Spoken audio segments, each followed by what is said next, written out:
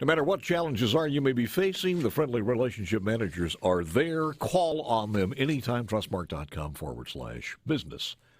In the studio, it is the Executive Director of the Department of Rehabilitation, our friend Chris Howard. Good morning, sir. It's good to see you. Good morning, sir. It's great to be here this morning. Live and in living color. Yes, sir. I think he's a little hot, Perez. It's down 2 notches on there. He had Red Bull this morning or something. So, you ready for this month? Because this month is the National Disability Employment Awareness Month, and you got a lot of things planned. Yes, sir. Yeah, we're very excited about this month, and when we talk about individuals with disabilities, we focus on ability in the word disability, and this is the month to really shine and show the great things that people with disabilities can do in the workforce. Chris, how has the COVID situation affected you guys? It's been very interesting. We're still doing a little bit of teleworking for our employees. We're kind of splitting it up throughout the week to keep the numbers down, trying to keep, an outbreak from not occurring. Have they been able to do that at home for the most part? Yes, sir, yeah. They've got laptops and cell phones, and they're able to create a virtual office. So, that's worked really well. In regards to serving people, we operate 2 of those home and community-based waivers where we operate, serve individuals with significant disabilities. And I'll be honest with you, some cases, we're finding where individuals say, look, I want the services, but I don't want you in the house. Yeah. So, we have to perform. It's just a reality. Yeah. Right, yes, sir. How do they do that? I mean, even, let's say, fixing some equipment to delivering some medicines or whatever they do, how do you do that without human contact? Yeah, Medicaid has allowed us to do telephonic on like quarterly reviews and monthly reviews and things like that. So we've been fortunate in that sense. But, when you talk about an initial claim, I mean, we've actually got to go in the house and make sure that's safe for the person to live there. I mean, just because the person says, I want to live at home as opposed to a long-term care facility, we've got to go in and make sure, it's safe enough for you to be in there. And that has to be done through an initial, review. So how many people are we serving now as far as the Department of Rehab across the state? Oh, across the state, through our 4 major programs, probably about 90,000 people. That's amazing. Yes, sir. And when we talk 4 major programs, that some people may not know, but I mean, this is an extensive agency, and those 4 programs are. Yeah, I mean, we provide services to all individuals with disabilities. So, through our vocational programs, we've got vocational rehab and vocational rehab for the blind. And, we serve about 16,000 Mississippians there, and that's helping individuals, prepare for, train, and obtain full-time employment. We want folks to be successful and get those great jobs. Then we've also got special disability programs where we are helping those individuals with significant disabilities live at home as opposed to a nursing home. You touch a lot of people. Let Chris know that former Congressman Greg Harper says thank you for all their team did for my family long before I went to Congress. So there you go. I tell you, Congressman Harper has been a great champion for our agency. And we go to D.C. We used to go, once a year. Mm-hmm. And when he was there, he was always great to sit down with us and talk to us about the issues, and always been a true champion for Mississippians with disabilities. Let's talk about what we have scheduled for this month. Yeah, I tell you, like I said, we're really focusing on the great things Mississippians with disabilities can do in the workforce. For your listeners, if y'all will go to YouTube and type in Mississippi Department of Rehab Services, we've got some really great success stories out there. On YouTube, yeah. Right, yeah. So if you go there, you can see some of the great success stories we've got. We're going to be hitting social media really hard with some different things. Mm-hmm. Talking about the great things Mississippians with disabilities can do and some of the tax advantages. A lot of people don't know that, a lot of your employers, there are some tax advantages to hiring a Mississippian with a disability. In regards to, like deduction for some of the wages they pay, credits for, technology and things they provide in their place of business. So, did you have any of the CARE Act money come your way, or was that because a lot of your funding is through federal, isn't it? That's correct. Yes, sir. Yeah, luckily our grant covered, everything we needed to purchase. So no, sir, we did not get any. We didn't need any CARES Act money. Any special events with this month, this awareness month? Really no special events per se. Yeah. Like I said, we're really hitting social media hard. We've got our business development folks across the state who are going to continue to meet with employers and just really talk about the great things we can do for Mississippians with disabilities, but also for employers. We can help them as well. And I would think now probably that's more so than a long time, that a lot of people are looking for employers. Don't forget about that segment of people who who might need to be rehabilitated and brought back in, and they probably would love to do that. Yeah, and I'll tell you, I mean, we've partnered with some big businesses, and I mean, the stats show that, that a person with a disability, once you hire that individual and put them into the workforce, they are more loyal than, say, people without disabilities. So, you know, I know I mentioned this before on the air, but, you know, you think about as a business owner how much money you spend training employees, how much it costs you to train an employee just for them to leave in 2, 3, 4, 5 years. But when you hire an individual with a disability, not only are they going to do a great job, but, man, they're going to stay on the team a longer time. Yes, sir. Do you work with a workforce development at all, or you have everything in-house there? No, we are. You know, through the legislation, we are a member of the SWIB board, so I'm a member there. So we do, which is reforming, so. Right? Yes, sir. Yeah. So you know, we work with Patrick. I'll tell you, Dr. Mayfield with Community College Board has been a great partner. She was for us. in yesterday. And, yes, sir. A lot of things that they have planned. So yeah, we do a lot with community colleges because you know you got to remember an individual with a disability, we can provide pretty much any service that person needs to get back to work. So you know, for example, say they come in and they want to be a forklift driver and you need a certification for that. We can actually pay for them to go to the community college to get that certification to in turn be a forklift driver or an electrician or you know things like that. So there's a lot of things we can partner with the community college board on to help that person reach their full-time job. Have you done that from a lot of our veterans returning to? Or is that more to the VA? Yeah, we do some, but most of it's covered under the VA. Under the VA. Right, yes, because that's where the funding is going to be for them. That's right. But speaking of amputees and in industrial accidents and farming accidents and everything else, I know you guys have done that.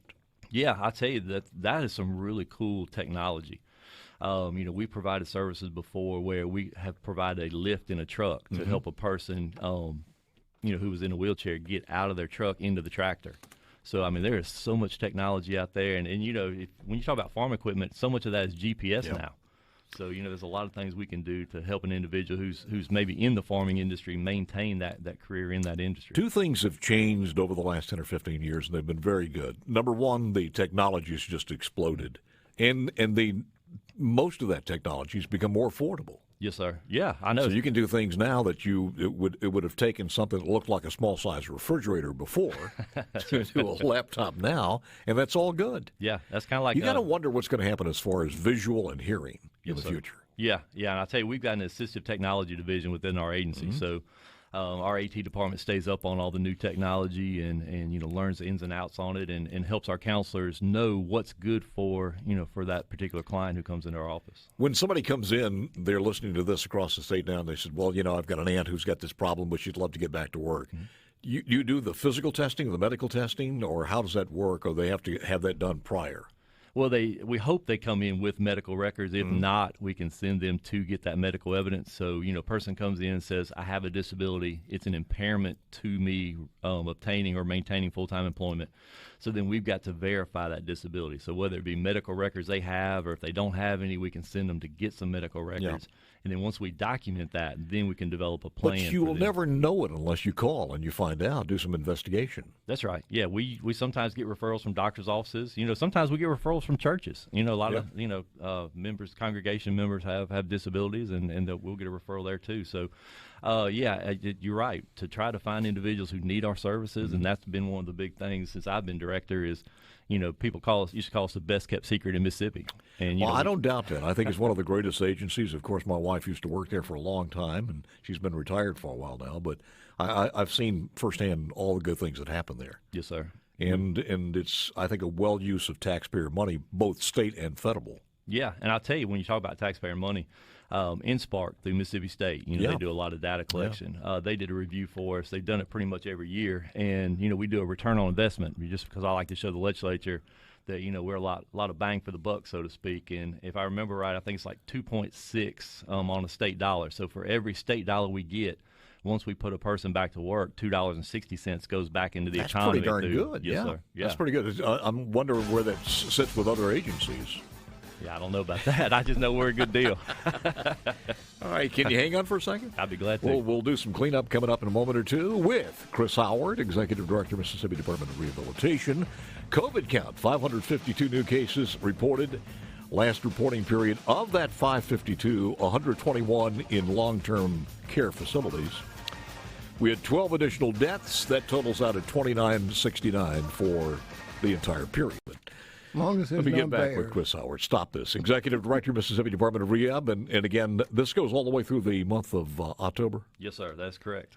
And I also wanted to mention, is there any new programs over there that have started in the last little while that we don't know about, or all of them are about the same? Yeah, all of them are about the Because same. you kind of evolved, don't you, over the years of how within those four departments and the things you do. Yeah, I'll tell you, the vocational program is still pretty much the same. But the thing I do want to point out is everything's individualized. So, if a Mississippian with a disability comes into one of our offices and they say they want to be an accountant, then, we create a plan to help them be an accountant. If they come in and say, I want to work in the manufacturing industry, we create a plan to help them reach that career I'm goal. glad you mentioned that, because we talked about labor for the most part of truck driving and things such as that, but it's desk too. Oh, yeah. I mean, like I said, it's totally individualized. It depends on what the person wants to do. And like I always say, if somebody goes into our Greenwood office and says, I want to build ships for a living, then we may want to say, hey, you may want to change your career goal or move to the coast. So we do provide some counseling and guidance. Start but at out the end, smaller, too. Yeah, but at the end, it's based on what the individual wants to do with the rest of their life. The only thing is, if you know somebody out there who is in the parameters of what we're talking about, you got to talk to them. Just mention it to them. Get on the website, give them a call if they're home. We were talking earlier with the Lieutenant Governor, and we found out that 53% of our workforce is 53%. 47% of the people in the state don't work. Right. 16 to 64 who can work. And then you start taking the number of people who can't work because of that, and the number's even higher. That's right. That's correct. And I'm not sure what that percentage is, but it's sizable, more than you possibly think. Yeah, and I'll tell you, with our federal grant, we can start serving individuals as young as 14 years old. So we actually have partnerships with the schools, to where we're going in and we're reaching those young adults with disabilities and partnering with the schools to help them get ready for a career once they graduate. So, I don't want to bring you into this as we did the two chairmen a few moments ago, but the marijuana difference, we don't know how that's going to affect all the agencies. You wouldn't be getting any money for this if it You don't want increases. to bring him into it, Well, he can stay silent there. but you just drug him into it. I can see where this would have a debilitating effect as far as more accidents, a lot of things like that. And I mean, there's no manual for you to follow this. I mean, if it happens, it happens. Yeah, and I tell you, when you talk about medical marijuana, when you talk about our agency, Department of Rehab Services, I mean, there's really two sides to it. I understand what you're saying, but then on the other side too, individuals, there are some disabilities that marijuana may assist. We said that. As a matter of fact, on the air, Paul, you are wormy. Just the other day, you said that you were for medical marijuana, so you just go with the guests who are there. No, you're wrong. I've said it over and over. I think medical marijuana is a good idea if it is controlled. And I said on the air during the previous interview that there are some ailments, and schizophrenia, nausea, glaucoma, that even doctors will tell you it's a good idea if you've tried everything else. Yeah. So I don't have a problem. My problem is that 65A is a wild card on the Constitution, or 65, so it should be 65A, and let the legislature do that. Yes, sir. So, anything else? Going back to employment, again, this is Employment Awareness Month, and for all the employers out there listening today, if you're interested in partnering with us, call us at 1-800-443-1000, and, with a lot of businesses still struggling through the COVID, we can do internships. If you have a position where you're looking for an internship, we can possibly place an individual who has that same career goal, and a lot of times we can pick up a portion, maybe sometimes all the wages for a short period of time to help that person get ready for that job or get training for that job. So, it's not only just, hey, let's place somebody, but sometimes an internship may be better for the person or even the employer. So, as businesses struggle to get back up to where they were prior to COVID, we may be able to Doesn't matter assist. how small the business is? No, sir. No, it doesn't matter. It just fits Or how along. large, for that matter. Right, that's correct. Yeah. So if you need an employee and you'd like that, and again, some of the cost of that employee may be paid by the government, how long is that in perpetuity, or just it really just depends on the individual. Yeah. If the individual needs 3 months of training, then we can do that. If the person maybe just needs a week or two just to fine tune some skills, then it's all based on the individual and what we agree upon with the business. And some of that is the transportation method to get there, is it not?